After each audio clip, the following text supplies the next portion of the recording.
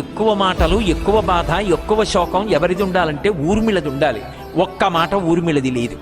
అంటే ఆయన అంతటి ధర్మాత్ముడు అన్నగారి కోసం వెళ్ళిపోయాడు. అటువంటి భర్త కన్నా నాకేం కావాలని మాట్లాడలేదు కాబట్టి వాల్మీకి రాయింది. ఆమె అడ్డుపడుంటే లక్ష్మణుడికి ఇవాళ ప్రతి దేవాలయంలో రాముడి పాటు పక్కన ఉండేవాడా?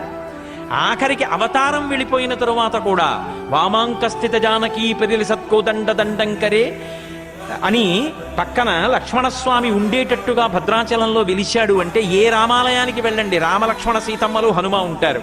అలా ఉన్నారు అంటే రామలక్ష్మణులు అలా జీవితాంతం ఉండడానికి కారణం సీతమ్మ ఊర్మిళ అలా సహకరించడం, మాండవి శృతకీర్తి సహకరించడం.